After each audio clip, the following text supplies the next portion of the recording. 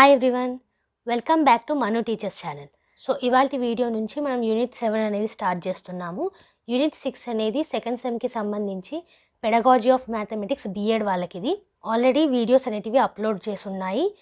First సెమ్లో pedagogy of mathematics అన్ని videos upload అయి ఉన్నాయి. అన్ని యూనిట్స్కి సంబంధించి ప్లేలిస్ట్లు కూడా అవైలబుల్ ఉన్నాయి. సో ఒకసారి ఈ ఛానల్ని విజిట్ చేసి చూడండి. అలాగే సెకండ్ సెమ్లో 6th యూనిట్ అనేది కంప్లీట్ అయిపోయింది. దాని ప్లేలిస్ట్ కూడా అవైలబుల్ ఉంది ఛానల్లో. సో ఇవాళ నుంచి 7th యూనిట్ అనేది స్టార్ట్ అవుతుంది. సో ఈచ్ అండ్ ఎవ్రీ వీడియోలో నోట్స్ ఏదైతే ఉందో, మీకు స్క్రీన్ మీద కనిపిస్తున్న నోట్స్ ఏదైతే ఉందో అది మొత్తం కూడా PDF రూపంలో వీడియోలో డిస్క్రిప్షన్లో అండ్ ఆల్సో కింద కామెంట్ సెక్షన్లో అవైలబుల్ ఉంటుంది. అక్కడ నుంచి ఫ్రీగా మీరు డౌన్లోడ్ చేసుకోవచ్చు. సో B.Ed మ్యాథ్స్ పెడగాజీకి సంబంధించిన Unit-7 ఇవాళ స్టార్ట్ చేస్తున్నాము. సో ఈ Unit-7 మొత్తం కూడా మీకు approaches and strategies for learning mathematics యొక్క అప్రోచెస్ అండ్ స్ట్రాటజీస్ అనేటివి ఉంటాయి. సో వాటి గురించి మనం తెలుసుకుంటాము. ఈ Unit-7లో లెంతీ యూనిట్ ఇది, మనకి క్లాసెస్ చాలా పడతాయండి. స్పెషల్గా మెథడ్స్ చెప్పే క్లాసెస్, ఓకే, స్ట్రాటజీస్ కానివ్వండి, మెథడ్స్ కానివ్వండి, ఆ క్లాసెస్ మనకి ఎక్కువగా అవుతాయి. Because each and every method అనేది ఎక్స్ప్లెయిన్ చేయాలి. మెరిట్స్ అండ్ డిమెరిట్స్ ఉంటాయి, డిఫరెన్సెస్ అనేటివి కూడా ఉంటాయి.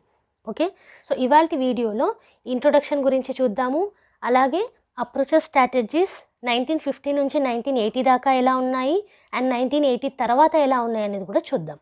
ఓకే, సో క్లాస్ స్టార్ట్ చేసే ముందు మీకు PDF నోట్స్ కనుక నచ్చినట్టయితే వీడియోని లైక్ చేయడం మాత్రం మర్చిపోకండి అండ్ అలాగే సబ్స్క్రైబ్ చేసుకోండి. ఓకే, సో ఇప్పుడు క్లాస్ స్టార్ట్ చేద్దాము. 7.1 ఈస్ ఇంట్రడక్షన్. మీకు ఆల్రెడీ B.Ed సెకండ్ సెమ్కి సంబంధించిన పెడగాజీ ఆఫ్ మ్యాథమెటిక్స్ సిలబస్ అనేది అప్లోడ్ చేశాము. సో ఆ వీడియోలో మీరు చూసుకున్నట్టయితే Unit-7లో ఏమేం టాపిక్స్ ఉన్నాయనేది కూడా ఇవ్వడం జరిగింది. 7.1 నుంచి 7.10 వరకు టాపిక్స్ అనేవి ఉన్నాయి. అందులో 7.1 మనకి ఇంట్రొడక్షన్. సో ఇక్కడ మీరు చూసుకున్నట్టయితే అసలు అప్రోచెస్ ఏంటి, స్ట్రాటజీస్ ఏంటి, వీటి గురించి తెలుసుకుందాం. Okay, how to teach. So ఎలా టీచ్ చేయాలి is really a difficult problem for most of the teachers. So చాలా టీచర్స్కి ఎలా టీచ్ చేయాలనేది ఒక డిఫికల్ట్ ప్రాబ్లమే. ఇప్పుడు మనం మామూలుగా టీచ్ చేస్తూ వెళ్ళిపోతే అది స్టూడెంట్కి అర్థమైందా లేదా అనేసి మనకి ఒక డౌట్ అనేది ఉండిపోతుంది. మనం చూసుకున్నట్టయితే క్లాస్ రూమ్లో స్టూడెంట్స్ని చూస్తే డైవర్స్ నీడ్స్ తోటి ఉంటారు, అవునా? సో ఈచ్ అండ్ ఎవ్రీ నీడ్కి అవైలబుల్ అయ్యే స్ట్రాటజీ అనేది మనం యూజ్ చేయాలి. సో ఎలా టీచ్ చేయాలనేది కూడా ఒక పెద్ద డిఫికల్టీయే టీచర్స్కి. నెక్స్ట్ చూసుకుంటే efforts have been made by different educational thinkers and school of thoughts in education to overcome this problem. So ఎలా చెప్పాలి అన్న ప్రాబ్లమ్ని ఓవర్కమ్ చేయడానికి చాలా ఎఫర్ట్స్ అనేటివి చేశారు different thinkers, educational thinkers and అలాగే school of thoughts in education. So ఎడ్యుకేషన్లో ఉన్న థింకర్స్ కానివ్వండి, లేకపోతే స్కూల్ ఆఫ్ థాట్స్ కానివ్వండి, వీళ్ళు కూడా చాలా వరకు ప్రయత్నించారు, ఎఫర్ట్స్ పెట్టారు ఫర్ హౌ టు టీచ్, ఎలా టీచ్ చేయాలన్న విషయం మీద. Okay, learning mathematics is related to the aims of teaching and learning mathematics, students and teachers conceptions of mathematics content, nature of mathematics concepts and nature of learning process. So mathematics learning అనేది దేనికి relate అయి ఉందన్నారు ఇక్కడ, కొన్ని aims of teaching. So టీచింగ్లో aims అనేవి ఉంటాయి, మనం ఫస్ట్ సెమ్లో చూసాం కదా మ్యాథమెటికల్ ఎయిమ్స్, వాటి మీద రిలేట్ అయి ఉంటుంది. అండ్ అలాగే లెర్నింగ్ ఆఫ్ మ్యాథమెటిక్స్ని నేర్చుకోవడం మీద అండ్ ఆల్సో మ్యాథమెటిక్స్ కాన్సెప్ట్స్ని ఎలా పిల్లలు అర్థం చేసుకుంటున్నారు, టీచర్స్ అర్థం చేసుకుంటున్నారు, and nature of mathematics concepts ఏంటి, అండ్ ఆల్సో లెర్నింగ్ ప్రాసెస్ యొక్క నేచర్ మీద కూడా మ్యాథమెటిక్స్ నేర్చుకోవడం డిపెండ్ అయి ఉంటుంది. ఓకే, నెక్స్ట్ చూసుకున్నట్టయితే in traditional learning process students are passive receptors and it is a teacher centred approach. మీకు ఆల్రెడీ తెలుసు పెడగాజికల్ షిఫ్ట్ అనేది అయింది మనకి. ఫస్ట్ సెమ్లో నేర్చుకున్నాం కూడా పెడగాజీ ఆఫ్ మ్యాథమెటిక్స్లో 5th unit pedagogical shift, teachers centre నుంచి స్టూడెంట్ సెంటర్కి వచ్చాం. సో ట్రెడిషనల్ వే ఏంటి, టీచర్ సెంటర్. మీరు చూసుకున్నట్టయితే ఫ్రెండ్స్ని ఎక్కడికి పంపించేవాళ్ళు, గురువు దగ్గరికి పంపించేవాళ్ళు. సో గురువు ఏం చెప్తే అది చేయాల్సి ఉండేది. సో టీచర్ సెంటర్డ్ ఎప్పటి నుంచో నడుస్తూ వస్తుంది. సో అది మనకి traditional way of learning process. So అదే ఇక్కడ మనకి చెప్పారు. అక్కడ ఏంటంటే టీచర్ ఏం చెప్తే అది చేయాల్సి ఉంటుంది. స్టూడెంట్స్ ప్యాసివ్ రిసెప్టార్స్, అంటే నాలెడ్జ్ని అందుకోవడం, అది కూడా ప్యాసివ్, యాక్టివ్గా కాదు. ఓకే, ఇక్కడ చూసుకున్నట్టయితే some of the features of this approach are, కొన్ని ఫీచర్స్ అనేటివి ఇవ్వడం జరిగింది. ఏంటా features, learning is a passive process. So ఇక్కడ నేర్చుకోవడం అనేది ప్యాసివ్ ప్రాసెస్, అంటే ఏ ఇన్వాల్వ్మెంట్ లేకుండా చెప్పింది వింటూ ఉండాలి. దేంట్లో ఇది టీచర్ సెంటర్డ్ అప్రోచ్లో. సెకండ్ పాయింట్ చూసుకుంటే learning is not actively involved in teaching learning process. So teaching learning process teacher సెంటర్లో ఏంటంటే టీచర్కి సంబంధించింది మాత్రమే, లెర్నర్కి సంబంధించింది కాదు. సో లెర్నింగ్ అనేది యాక్టివ్లీ ఇన్వాల్వ్ ఉండదు in teaching learning process, only teaching అనేది ఉంటుంది. ఓకే, నెక్స్ట్ చూసుకుంటే focus is on the teacher and teaching strategies. So ఎలా బోధించాలి and teacher, okay, so teacher మీదనే డిపెండ్ అయి ఉంటుంది, స్టూడెంట్ మీద కాదు. నెక్స్ట్ చూసుకుంటే lecture method is widely used. Lecture method అంటే చెప్తూ వెళ్ళడం, వినకుండా చెప్తూ వెళ్ళడం. ఓకే, నెక్స్ట్ చూసుకున్నట్టయితే it is assumed that teacher knows everything and learners do not know anything. So మీరు పాతకాలంలో చూసుకున్నట్టయితే కూడా పిల్లలకి ఏది రాదు, సో టీచర్స్కే మొత్తం తెలుసు అనే ధోరణి ఉండేది. సో మన ఫాదర్స్ చదువుకునే టైంలో కూడా మీరు వాళ్ళని అడిగినట్టయితే మన గ్రాండ్ పేరెంట్స్ మన ఫాదర్స్ గురించి కానీ మదర్స్ గురించి కానీ టీచర్స్ దగ్గర చెప్పే ఉంటారు, మా పిల్లాడికి ఏం రాదండి మీరే మొత్తం చూసుకోవాలనేసి. సో టీచర్ సెంటర్లో అలాగే ఉండేది. ఓకే, పిల్లలకి అసలు నాలెడ్జ్ ఏం తెలియదు, ఏది కూడా తెలియదు, టీచర్స్కి అంతా తెలుసు. సో టీచర్స్ నాలెడ్జ్ని ట్రాన్స్మిట్ చేయాలి అనే ధోరణి ఉండేది. ఓకే, నెక్స్ట్ పాయింట్ చూసుకున్నట్టయితే teacher demonstrates and learners observe. అంతే. సో టీచర్ చెప్తూ వెళ్తారు, లెర్నర్ అబ్జర్వ్ చేస్తూ వెళ్తారు. డౌట్స్ కానివ్వండి, ఇంటరాక్షన్ కానివ్వండి, ఇవి ఎక్కువగా ఉండవు. నెక్స్ట్ చూసుకుంటే teachers enforces his or her authority and learners obey it. మీరు గురుకులాల టైంలో చూసుకున్నట్టయితే లేదా రాజుల కాలంలో చూసుకున్నట్టయితే టీచర్ ఏది చెప్తే, గురువు ఏది చెప్తే అది చేస్తూ వెళ్ళేవారు, సేవలు కానివ్వండి ఏం కానివ్వండి క్వశ్చన్ చేయకుండా. సో గురువు అథారిటీ ఉండేది అండ్ పిల్లలు ఒబే చేసేవాళ్ళు, అంటే వినేవాళ్ళు. ఇది టీచర్ సెంటర్లో ఉన్న కొన్ని ఫీచర్స్ అన్నట్టు. ఓకే, సో ఇక్కడ మీరు చూసుకున్నట్టయితే డెమాన్స్ట్రేషన్ మెథడ్ కానివ్వండి, లెక్చర్ మెథడ్ కానివ్వండి ఎక్కువగా యూజ్ చేశారు. ఆ టైప్ ఆఫ్ స్ట్రాటజీస్ అప్రోచెస్ అనేటివి టీచర్ సెంటర్లో చూడడం జరిగింది. నెక్స్ట్ చూసుకుంటే this strategy was not accepted by many because of it's one sided nature and not allowing students growth. So ఈ టీచర్ సెంటర్ స్ట్రాటజీ ఏదైతే ఉందో, డెమాన్స్ట్రేషన్ పద్ధతి కానివ్వండి, లెక్చర్ మెథడ్ కానివ్వండి, అథారిటీ కానివ్వండి, చాలా వరకు యాక్సెప్ట్ చేయలేదు. ఎందుకు అని అంటే ఇది వన్ సైడెడ్ ఉంది, అంటే టీచింగ్ లెర్నింగ్ ప్రాసెస్లో ఓన్లీ టీచింగ్ ఉంది, లెర్నింగ్ అనేది లేదు. సో లెర్నింగ్ అనేది ఎక్కువగా జరగట్లేదు, స్టూడెంట్స్ గ్రోత్ అనేది జరగట్లేదు అనేసి సో ఇక్కడ ఈ స్ట్రాటజీని ఎక్కువగా యాక్సెప్ట్ చేయలేదు. Newer models of learning from psychologist like J S Bruner, David P Ausubel and Jean Piaget have promoted to focus on students construction of knowledge. So కొత్త కొత్త పద్ధతులు అనేటివి తర్వాత డెవలప్ అయ్యాయి. జేఎస్ బ్రూనర్ కానివ్వండి, డేవిడ్ పి ఆసుబుల్ కానివ్వండి, Jean Piaget కానివ్వండి, వీళ్ళందరూ కూడా కన్స్ట్రక్షన్ ఆఫ్ నాలెడ్జ్ మీద, స్టూడెంట్స్ యొక్క కన్స్ట్రక్షన్ ఆఫ్ నాలెడ్జ్ మీద ఎక్కువగా ఫోకస్ పెట్టారు. Okay, the NCF 2005 emphasis learner centred approach to achieve the objective of the curriculum. So curriculum ఆబ్జెక్టివ్స్ని అచీవ్ చేయడానికి ఎన్సిఎఫ్ అంటే నేషనల్ కరికులం ఫ్రేమ్వర్క్ 2005 దేని మీద ఎంఫసిస్ చేసింది? లెర్నర్ సెంటర్డ్ మీద. ఓకే, ఇక్కడ పెడగాజికల్ షిఫ్ట్ అనేది జరిగింది. ఎన్సిఎఫ్ 2005 కూడా దాని మీదనే ఎక్కువగా మొగ్గు చూపింది to achieve the objectives of curriculum. Okay, there is a pedagogical shift from teacher centre to learner centred teaching learning process. So teacher centre నుంచి లెర్నర్ సెంటర్కి టీచింగ్ లెర్నింగ్ ప్రాసెస్ అనేది పెడగాజికల్ షిఫ్ట్ చేయడం జరిగింది. ఓకే, నెక్స్ట్ చూసుకున్నట్టయితే the teaching of mathematics involves different methods at different levels of school education. So మీకు already తెలుసు, ఒక్కో లెవెల్లో ఒక్కో టీచింగ్ మెథడ్ అనేది, ఒక్కో టీచింగ్ స్ట్రాటజీ అనేది యూస్ చేయాల్సి ఉంటుంది. బికాస్ ఏ లెవెల్కి తగ్గట్టు ఆ మెథడ్స్ అండ్ స్ట్రాటజీస్ ఉంటాయి కాబట్టి. One single method is not fully suitable or appropriate for each level. So ఒకటే మెథడ్ యూస్ చేసి చెప్తామంటే కుదరదు. సో ఒక్కోసారి ఏంటంటే ఒకటే లెసన్కి డిఫరెంట్ టైప్స్ ఆఫ్ మెథడ్స్ కూడా యూస్ చేయాల్సి వస్తుంది. బట్ సింగిల్ మెథడ్ అనేది ప్రతి ఒక్క దానికి సూటబుల్ కాదు. Okay, the factors that involve in choosing methods are level of school education, age, maturity, mental abilities, mental development, understanding, etc. So methods మీరు చూస్ చేసుకునేటప్పుడు కొన్ని ఫ్యాక్టర్స్ అనేటివి ఎఫెక్ట్ చేస్తూ ఉంటాయి.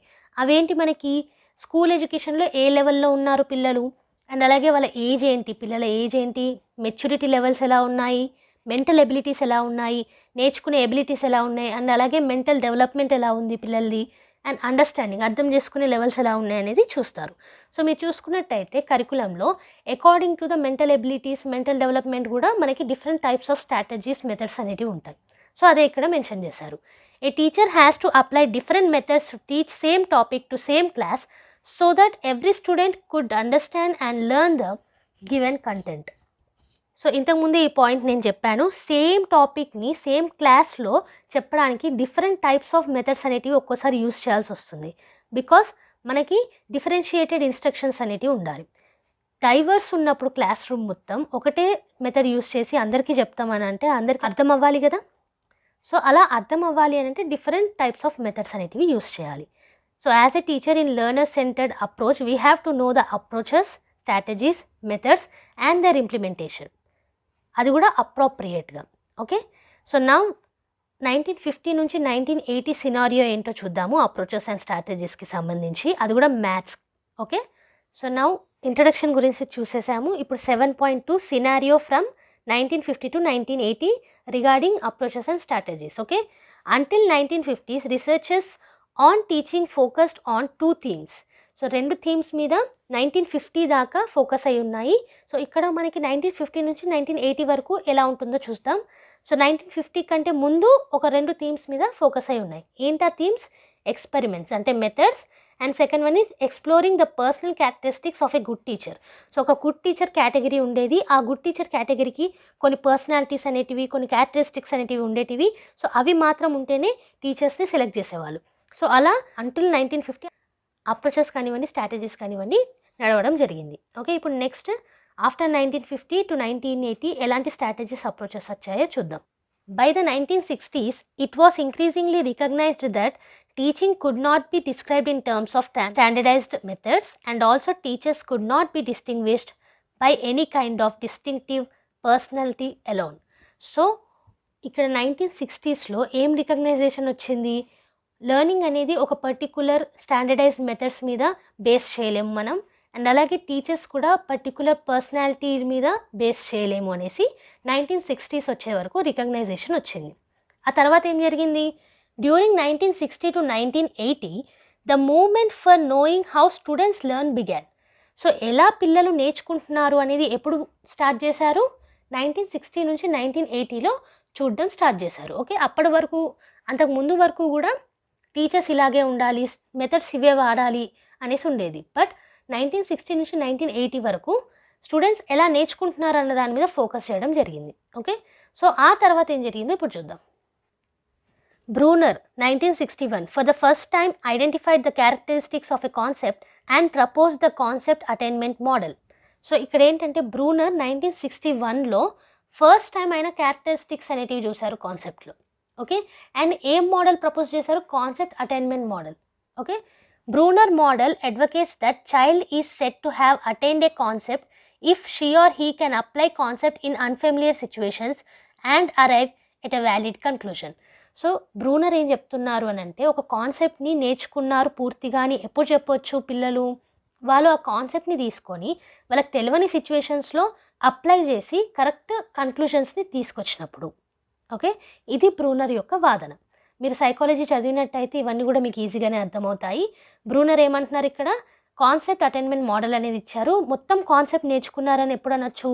పిల్లలు ఒకవేళ ఆ కాన్సెప్ట్ని తెలియని సిచ్యువేషన్స్లో యూజ్ చేసి కరెక్ట్ ఆన్సర్స్ని తీసుకొస్తాయి, అంటే కరెక్ట్ కన్క్లూషన్స్ని. ఓకే, నెక్స్ట్ చూసుకున్నట్టయితే discovery learning was also pioneered by Bruner which was used as the foundation for curriculum development during 1960s to 1980s. So 1960s నుంచి 1980s మధ్యలో కరికులం డెవలప్మెంట్కి ఫౌండేషన్ లాగా యూజ్ చేసింది ఏంటి? Discovery learning. ఇది ఎవరు ఇచ్చారు మనకి? బ్రూనరే. ఓకే, నెక్స్ట్ చూసుకుంటే he emphasized on helping students how to learn. So methods అనేటివి హౌ టు టీచ్ అనేది చూపిస్తే ఆ మెథడ్స్ని మనం సెలెక్ట్ చేసుకోవడం పిల్లలు ఎలా చదువుతున్నారన్న దాన్ని బట్టి ఉంటుంది. సో ఇక్కడ బ్రూనర్ దాని మీదనే ఫోకస్ చేశారు, హౌ టు లెర్న్, ఎలా నేర్చుకోవాలి అన్న దాని మీద. ఓకే, సో ఇది బ్రూనర్ 1961లో కనుక్కున్నది. నెక్స్ట్ చూద్దాం. Ausubel also tried to understand the learning process. Ausubel అనే వ్యక్తి కూడా ట్రై చేశారు లెర్నింగ్ ప్రాసెస్ని అర్థం చేసుకోవడానికి. He proposed that students are not devoid of ideas. So ఇక్కడ ఒక కొత్త పదం అనేది మీకు కనిపిస్తుంది కదా, డివాయిడ్. డివాయిడ్ అంటే మొత్తానికి తెలియకుండా లేరు అని అర్థం. ఓకే, సో పిల్లలు మొత్తానికి ఏ ఐడియా లేకుండా లేరు అని చెప్పలేము, వాళ్ళకి ఎంతో కొంత నాలెడ్జ్ అనేది, ఐడియా అనేది ఉంటుంది. ఇది ఆసిబెల్ చెప్పారు. ఓకే, నెక్స్ట్ చూసుకున్నట్టయితే meaningful learning comes when new information is linked with existing concepts and integrated into what the learner already understands. So ఈయన ప్రకారంగా ఏంటంటే ఆల్రెడీ పిల్లలు కొంత ఐడియా తోటి కొంత ప్రీవియస్ నాలెడ్జ్ తోటి ఉంటారు. సో మీనింగ్ఫుల్ లెర్నింగ్ అనేది ఎలా జరుగుతుంది, కొత్త ఇన్ఫర్మేషన్ని ఆల్రెడీ ఉన్న ఇన్ఫర్మేషన్ తోటి కలుపుతూ పిల్లలు ఏదైతే అర్థం చేసుకుంటున్నారో దాంతో రిలీట్ చేస్తూ చెప్పాలి అనేది ఈయన ఉద్దేశం. ఓకే, సో ఇప్పుడు నెక్స్ట్ చూద్దాం. Piaget proposed stage development theory where the mental growth of a child goes through 4 discernible stages. So ఆ స్టేజెస్ ఏంటో ఇప్పుడు చూద్దాం. ఇక్కడ ఏమంటున్నారు అని అంటే జీన్ పియాజెట్ అనే వ్యక్తి 4 స్టేజెస్ని ఇవ్వడం జరిగింది. ఎందులో అది కూడా స్టేజ్ డెవలప్మెంట్ థియరీ అనే కాన్సెప్ట్లో. So stage development theory concept ఇచ్చిన వారు పియాజెట్. అందులో మనకి 4 డిసర్నబుల్ స్టేజెస్ అనేటివి ఉన్నాయి. సో ఇక్కడ ఇంకో కొత్త పదం అనేది వచ్చింది, డిసర్నబుల్. సో డిసర్నబుల్ అని అంటే ఏంటంటే గుర్తించదగినవి. ఓకే, సో 4 గుర్తించదగిన స్టేజెస్ అనేటివి ఇచ్చారు స్టేజ్ డెవలప్మెంట్ థియరీలో జీన్ పియాజెట్.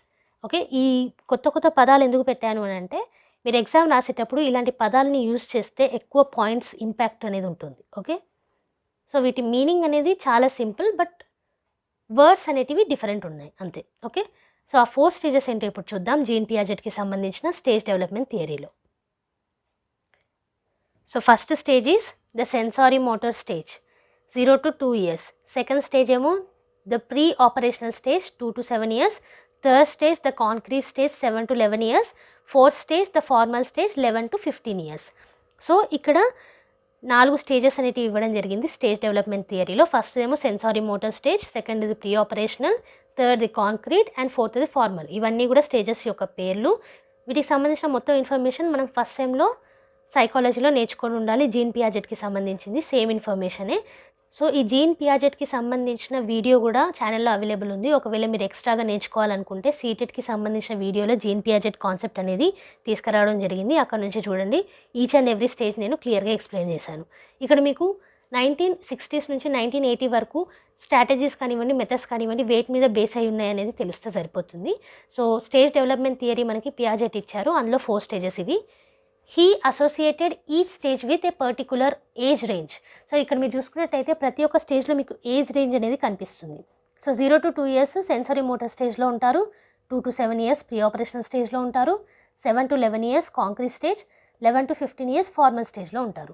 సో ప్రతి ఒక్క స్టేజ్ని ఒక ఏజ్ రేంజ్ తోటి అసోసియేట్ చేశారు జీన్ పియాజెట్ గారు. ఓకే, నెక్స్ట్ చూసుకున్నట్టయితే Piaget believed that learning is strongly influenced by the learner's development stages. So ఈ లెర్నర్స్ డెవలప్మెంట్ స్టేజెస్ ఏవైతే ఉన్నాయో వాటితోటే లెర్నింగ్ అనేది ఎక్కువగా ఇన్ఫ్లుయెన్స్ అయిందనేసి పియాజెట్ నమ్మారు. ఓకే, నెక్స్ట్ చూసుకుంటే learners learn best when they are at the proximal stage of development. So already తెలిసిన దానికి నేర్చుకోవడానికి మధ్యలో ఉన్నది ప్రాక్సిమల్ స్టేజ్, అంటే నేర్చుకోవడానికి వెళ్ళిపోతున్నాం ఇక మనం. సో ఆ ప్రాక్సిమల్ స్టేజ్ ఆఫ్ డెవలప్మెంట్లో ఎక్కువగా లెర్నర్స్ నేర్చుకుంటారనేది జీన్ పియాజెట్ నమ్మకం. ఓకే, సో నెక్స్ట్ చూసుకున్నట్టయితే according to Piaget organisation of concepts in the mind of a learner goes through 4 cognitive process. So మనం ఇప్పుడు స్టేజ్ ఆఫ్ డెవలప్మెంట్ అంటే స్టేజ్ డెవలప్మెంట్ థియరీలో 4 stages అనేటివి చూసాం. అండ్ అలాగే పియాజెట్ మైండ్ కాన్సెప్ట్స్లో అంటే మైండ్లో మనం కాన్సెప్ట్స్ని క్రియేట్ చేసుకుంటున్నప్పుడు కొన్ని స్టెప్స్ అనేటివి మనం చేస్తాము. ఆ కాగ్నిటివ్ ప్రాసెస్ స్టెప్స్ ఏంటో ఇప్పుడు చూద్దాం according to Jean Piaget. First ఏంటి మనకి schema, organised mental representation of thought. మీరు ఆలోచించేటప్పుడు ఆ రిప్రజెంటేషన్ చేస్తున్నప్పుడు మీ మైండ్లో దాని స్కీమా అంటారు. నెక్స్ట్ చూసుకున్నట్టయితే అసిమిలేషన్, ఆ తర్వాత అకామిడేషన్, ఆ తర్వాత ఈక్విలిబ్రేషన్. సో ఈ 4 కాగ్నిటివ్ ప్రాసెస్ ఏదైతే ఉన్నాయో వీటి ఎక్స్ప్లెనేషన్ కూడా మీరు ఫస్ట్ సెమ్లో వినే ఉండాలి ఇన్ సైకాలజీ, లేదా ఆల్రెడీ ఛానల్లో అవైలబుల్ ఉంటుంది. అబౌట్ స్కీమా కానివ్వండి, అసిమిలేషన్ కానివ్వండి, అకామిడేషన్ కానివ్వండి, ఈక్విలిబ్రేషన్ కానివ్వండి, CTETకి సంబంధించిన కాన్సెప్ట్స్ ఇవి. సో అక్కడ అవైలబుల్ ఉంటుంది, అక్కడ నుంచి మీరు ఎక్స్ట్రా పాయింట్స్ కావాలనుకుంటే చూడొచ్చు. ఇక్కడ జస్ట్ జీన్ పియాజెట్ గారు ఏమేమి డెవలప్ చేశారనేది ఇచ్చారు because of approaches and strategies. Okay, so next చూసుకున్నట్టయితే Lev S Vygotsky argued that learning is social in nature. So learning అనేది సోషల్ ఇన్ నేచర్ అని లెవ్ ఎస్ వైగాట్స్కీ గారు చెప్పారు. అంటే మనం ఎక్కువగా సొసైటీ ద్వారా మన ఫ్రెండ్స్ ద్వారా నేర్చుకుంటాము అనేసి, సోషల్ కానివ్వండి, కల్చర్ కానివ్వండి. Okay, he believed that learning can be structured so children become active learners while teachers or other adults use their advanced knowledge to meaningfully guide the learning. So ఇక్కడ పిల్లలు active learners and వాళ్ళ చుట్టూ ఉన్న వాళ్ళకంటే ఎక్కువ knowledge తెలిసిన persons అందరూ కూడా పిల్లలకి హెల్ప్ చేయాలి, ఫెసిలిటేట్ చేయాలి for learning to be better. Okay, next చూసుకుంటే a child learns through social interaction from peers, older children and adults who know more and have more experiences. So Lev Vygotsky థియరీయే అది. ఇది కూడా మనకి సైకాలజీలో already వచ్చే ఉంటుంది. జీన్ పియాజెట్ గురించి కానివ్వండి, లెవ్ వైగోస్కి కానివ్వండి, బ్రూనర్ కానివ్వండి, ఈ కాన్సెప్ట్స్ అన్నీ కూడా చాలా చాలా ఇంపార్టెంట్ అండి సైకాలజీలో మీకు ఉంటుంది. అండ్ ఆల్సో CTET రాసే వాళ్ళకి, టెట్ రాసే వాళ్ళకి చాలా ఇంపార్టెంట్. మీరు B.Ed చేస్తున్నారంటే కనుక CTET అండ్ టెట్ మీరు క్వాలిఫై అయిపోయి పెట్టుకోవాలి, చాలా హెల్ప్ అవుతాయి టీచింగ్ ఎగ్జామ్స్కి. ఓకే, సో ఈ కాన్సెప్ట్స్ అన్నీ కూడా సైకాలజీకి సంబంధించిన కాన్సెప్ట్స్. ఇక్కడ అప్రోచెస్ అండ్ స్ట్రాటజీస్లో వీళ్ళందరి కాంట్రిబ్యూషన్స్ గురించి చెప్తున్నారు. సో 1960 నుంచి 1980 వరకు ఏమేమి జరిగాయి ఇన్ అప్రోచెస్ అండ్ స్ట్రాటజీస్ అనేది చూపిస్తున్నారు. ఓకే, సో లెవ్ వైగోస్కి ప్రకారం చుట్టుపక్కల ఉన్న ఫ్రెండ్స్ ద్వారా కానివ్వండి, ఓల్డర్ పర్సన్స్ ద్వారా కానివ్వండి, అడల్ట్స్ ద్వారా కానివ్వండి, లేదా మనకంటే మోర్ ఎక్స్పీరియన్స్ ఉన్నది వాళ్ళ ద్వారా కానివ్వండి పిల్లలు నేర్చుకుంటారు అనేసి చెప్తున్నారు. He also gave the concept of zone of proximal development.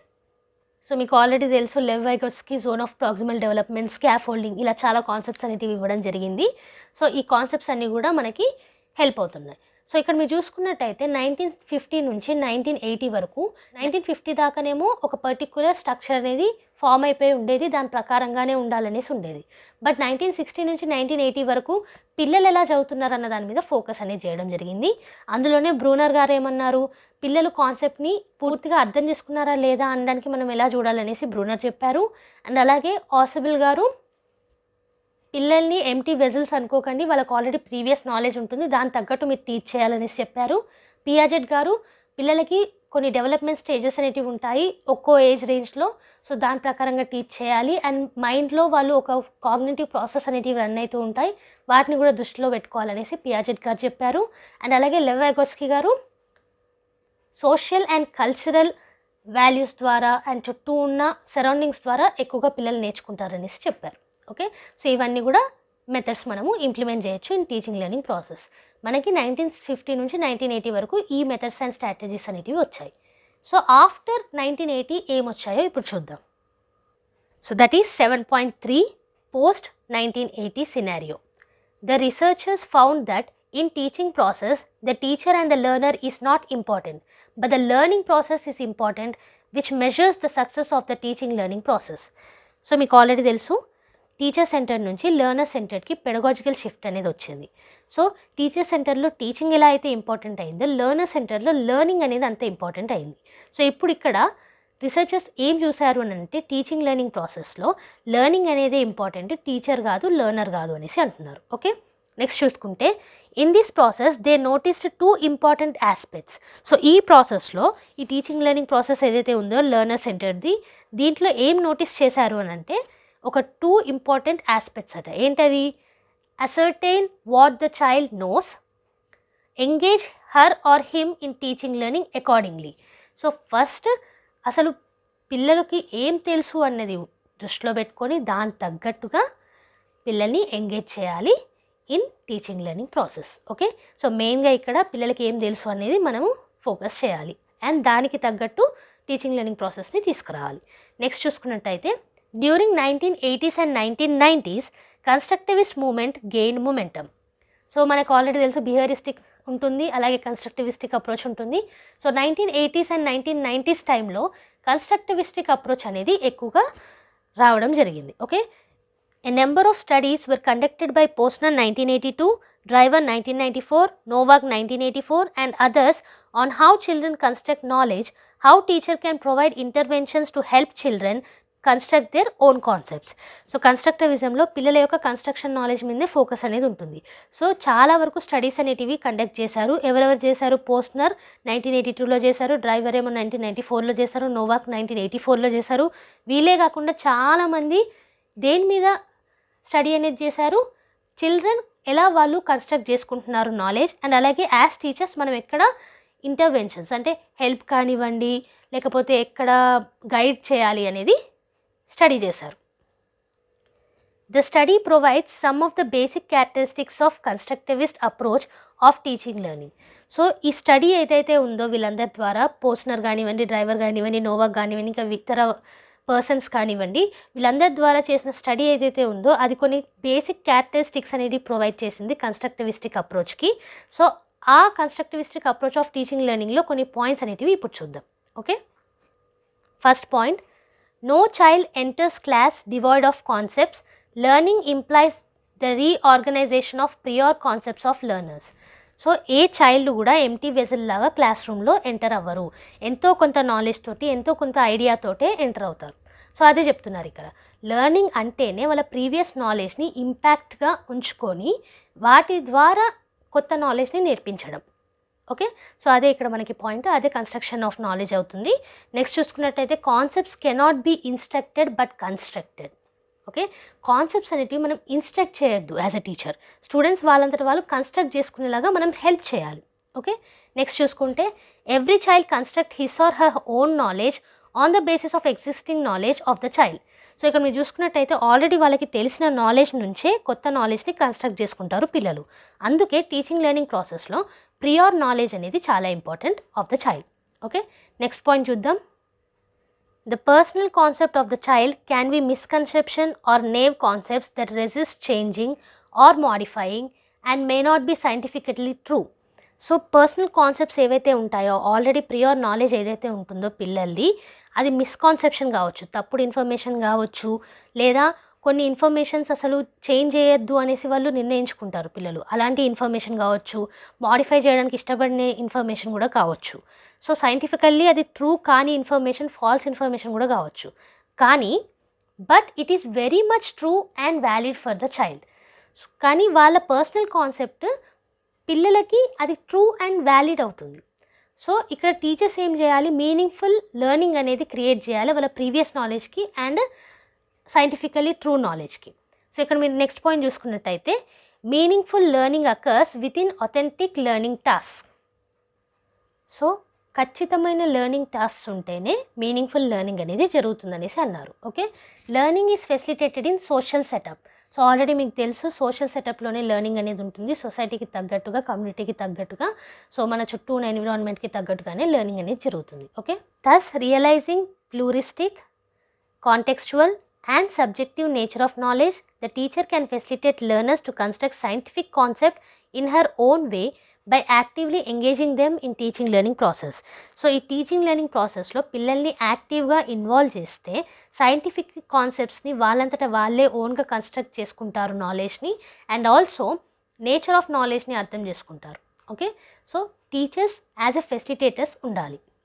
So ఇది ఇవాల్టి క్లాస్. ఇవాల్టి క్లాస్లో మనం Unit-7 అనేది స్టార్ట్ చేసాము. 7.1, 7.2 అండ్ 7.3ని కంప్లీట్ చేసుకున్నాము. నెక్స్ట్ వీడియోలో 7.4 నుంచి స్టార్ట్ చేద్దాం. సో ఈ వీడియో మీకు నచ్చినట్టయితే లైక్ చేయండి, షేర్ చేయండి అండ్ సబ్స్క్రైబ్ చేసుకోవడం మాత్రం మర్చిపోకండి.